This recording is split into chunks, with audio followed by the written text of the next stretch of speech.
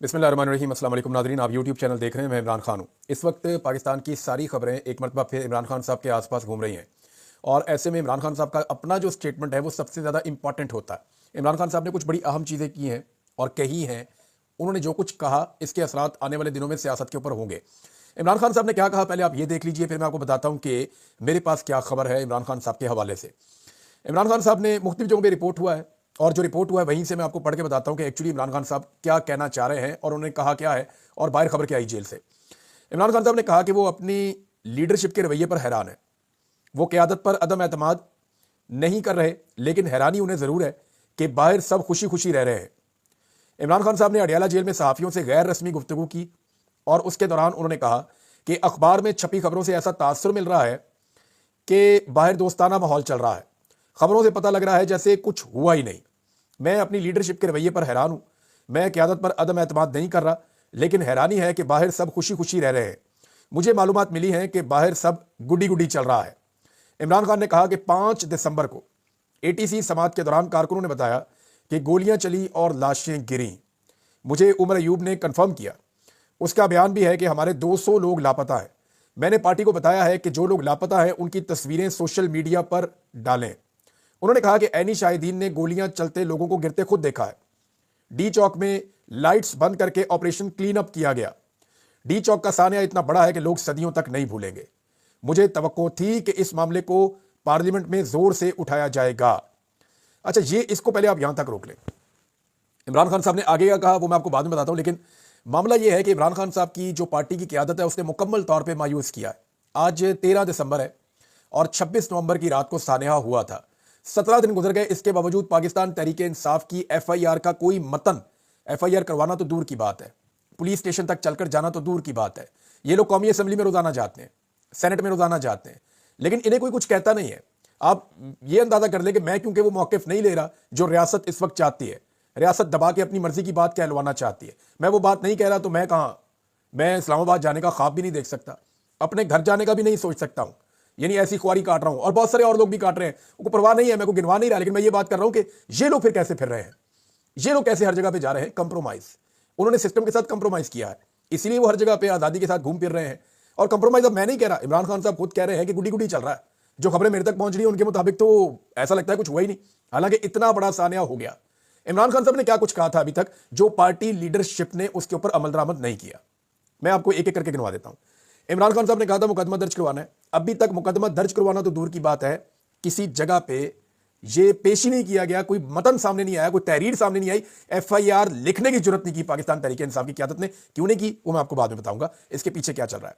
इमरान खान साहब ने लापता अफराद के हवाले से जो भी अहकाम दिए अभी तक कोई अमल दरामद नहीं किया गया। और लापता अफराद के हवाले से एक लिस्ट वैसे मार्केट में सर्कुलेट कर रही है और उसको खैबर पख्तूनख्वा से जोड़ा जा रहा है कि उनकी जो खैबर पख्तूनख्वा की क़यादत है या वज़ीर आला हाउस है वहां से वो लिस्ट जारी हुई है और उस लिस्ट के अंदर कोई 140 के करीब नाम अभी तक सामने आए हैं खैबर पख्तूनख्वा से, लेकिन किसी का आईडी कार्ड नहीं है, किसी का एड्रेस और बाकी चीज़ें नहीं है।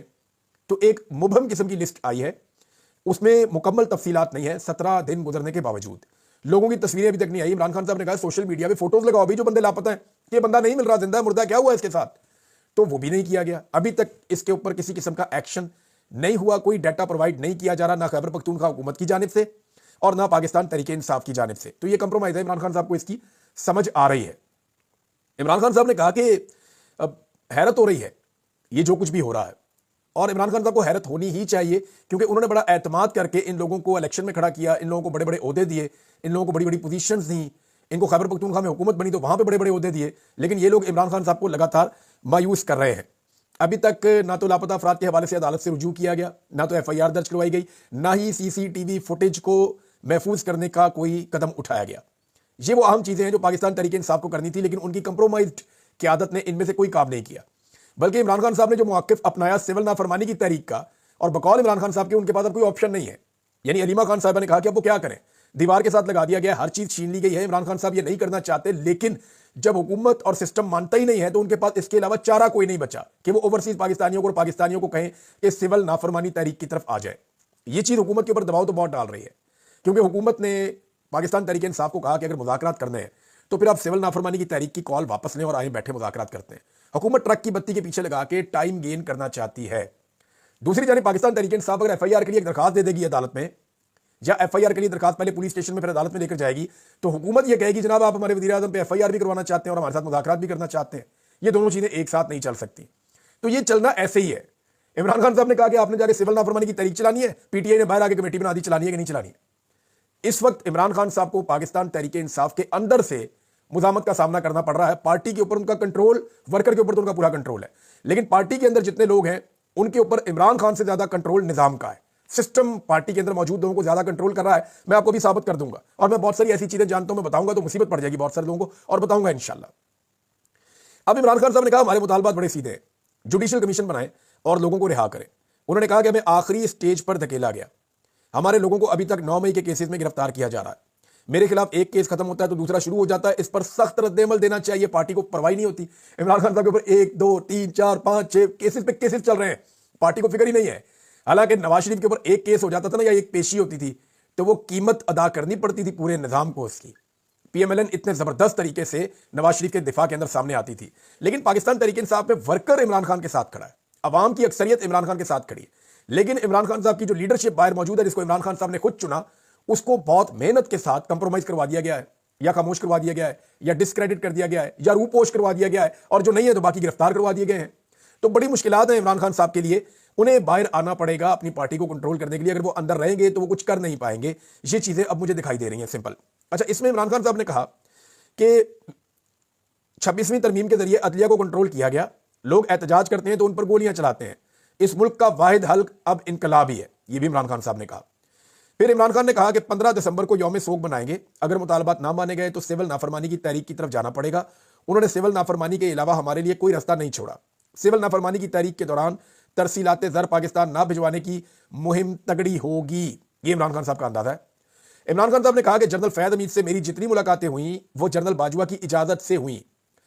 यानी जनरल बाजवा जब तक आर्मी चीफ थे तब तक ही हो सकती थी ना, उसके बाद तो नहीं। फिर इसका मतलब इमरान खान साहब ये कह रहे हैं कि जब जनरल बाजवा आर्मी चीफ नहीं रहे तो मैं फिर फैद हमीद से कनेक्टेड नहीं था। और मैंने आपको ये खबर पहले दी थी कि इमरान खान साहब का फैद हमीद से जो कॉन्टैक्ट था वो तब तक था जब वो प्रोफेशनली काम कर रहे थे, और जब प्रोफेशनली वो बाहर हो गए काम से या उस मैदान से, तो फिर इमरान खान साहब उनके साथ राब्ते में नहीं थे। हत्ता कि एक वक्त ऐसा आया कि इमरान खान साहब ने उनको ब्लॉक भी कर दिया था। मेरे एक सोर्स ने मुझे उस वक्त बताया था, मैंने ये खबर उस वक्त दी भी थी 2022 में मई के महीने में। तो जनाब उसमें यह है कि उन्होंने कहा कि जनरल फैद जाकर जनरल बाजवा को ब्रीफ करता था। जनरल फैद पर चार्जशीट हाउसिंग सोसाइटी की है, 9 मई का इल्जाम है, तो जनरल बाजवा को भी इसमें बुलाएं। जनरल फैद जनरल बाजवा के मातहत था, ये जनाब इमरान खान साहब ने कहा। फिर बुशरा बीबी के खिलाफ जो ट्वीट किया गया उस पर इमरान खान साहब ने रद्दमल दिया कि वो गलत है, वो नहीं होना चाहिए। सलमान अहमद साहब को उन्होंने तनकीद का निशाना बनाया कि ये अहमकाना हरकत है जो की गई है, पागलपन है। अब जरा आप इसको थोड़ा सा देखेंगे। इमरान खान साहब कह रहे हैं कि मेरे पास रास्ता कोई नहीं है, मुझे अब तहरीक चलानी पड़ेगी। दूसरा उन्होंने ये कहा कि लोग सदियों तक भी नहीं भूलते, और ये जो कुछ भी है लोग इसको कभी नहीं भूलेंगे जो डी चौक में हुआ।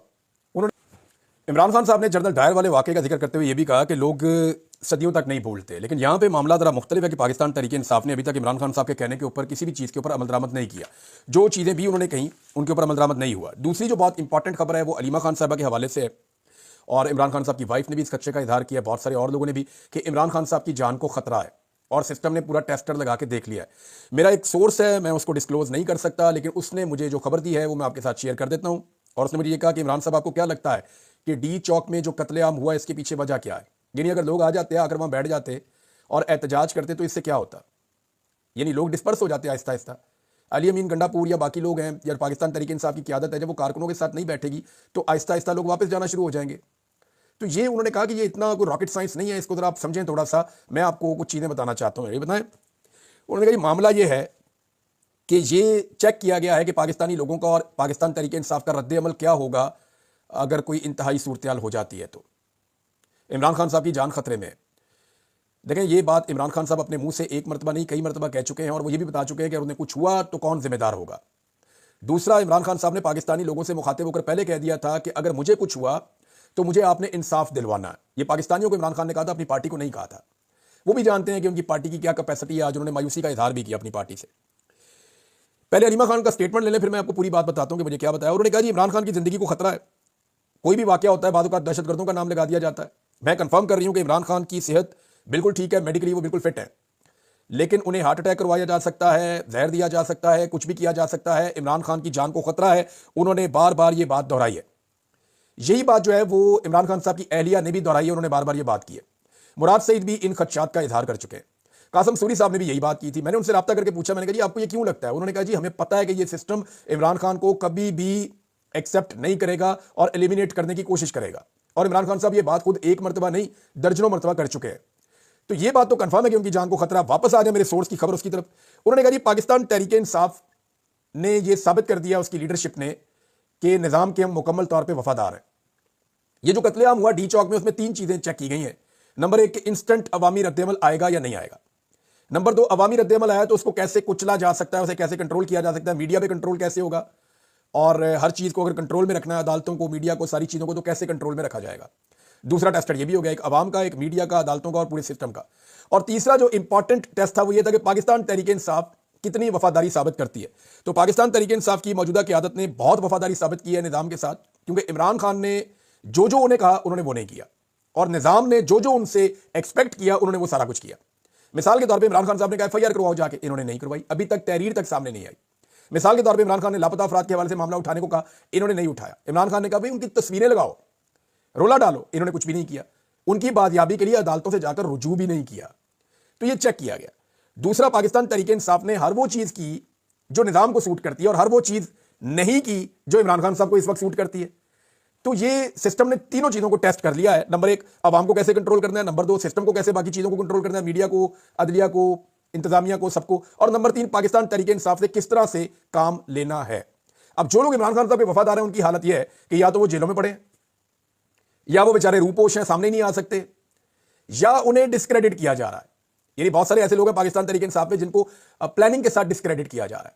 इमरान खान साहब की फैमिली की आप बात कर देना, उनकी बहनों की, उनकी बीवी की, डिस्क्रेडिट किया जा रहा है कि इनको अवाम से हटा दो, दूर कर दो।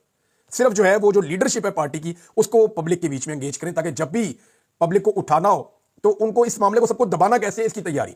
मिसाल के तौर पर कोई बड़ा वाकया पाकिस्तान में हो जाता है, खुदा न खास्ता, तो पाकिस्तान तहरीक इंसाफ कॉल देती है, दूसरा कहता है ये कॉल, पहला कहता है ये कॉल। ये आपसी लड़ाइयों में पब्लिक को इतना उलझा देंगे कि निजाम को वक्त मिल जाएगा, और वक्त ही निजाम को चाहिए होता है, जो अभी देकर साबित किया पाकिस्तान तहरीक इंसाफ ने कि बेफिक्र हो जाए, हम आपके साथ खड़े हैं। और ये ऐसा ही हुआ है। हत्ता कि लाशों का मजाक जानबूझकर उड़ाया गया। ये मेरे सोर्स ने कहा। आपको क्या लगता है कि लाशों का मजाक को वैसे उड़ाया, जानबूझकर उड़ाया गया, ताकि मैक्सिमम देखा जाए कि कितनी फ्लेक्सिबिलिटी आ सकती है, दूसरी जानिब से देखा जाए कि कितना बोझ उठा सकते हैं पाकिस्तान तहरीक इंसाफ के कंधे जो लीडरशिप बाहर मौजूद है वो। और इमरान खान साहब, आज क्योंकि मैं इसलिए बोल रहा हूं, इमरान खान साहब ने खुद इनके ऊपर अदम एतमाद तकरीबन कर दिया है, हैरत का इजहार कर दिया। मैं तो बहुत सारे फैक्ट्स जानता हूं, मैं आने वाले दिनों में चीजें आपके सामने और भी रखूंगा। अब इसमें जो है फैसल वाडा जैसे लोग जो है वो ज़हन साजी का काम कर रहे हैं, बार बार कहते हैं इमरान खान की जान जा सकती है, अगर जान बचानी है तो बुशरा बीबी को तलाक देते हैं, वरना उनकी जान जा सकती है, उनकी जान वाकई खतरे में है, वो सीरियसली खतरे में है।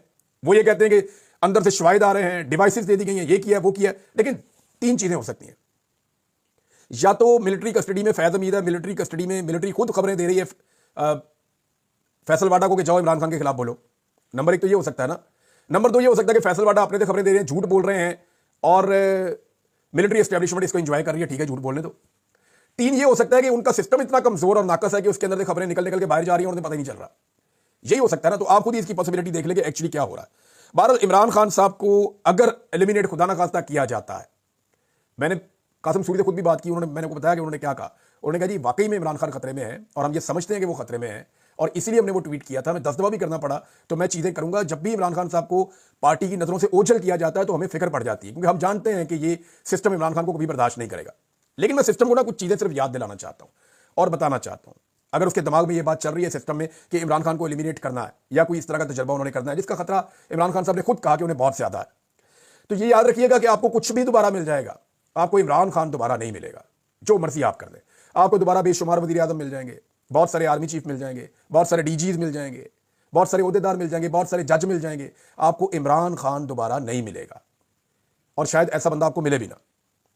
यानी ये निज़ाम खुद एक वक्त आएगा, ये मातम करेगा, और कई दहाइयों तक ये अपने आप को कोसते रहेंगे, अपने गलत फैसलों को कोसते रहेंगे कि ये हमने क्या किया।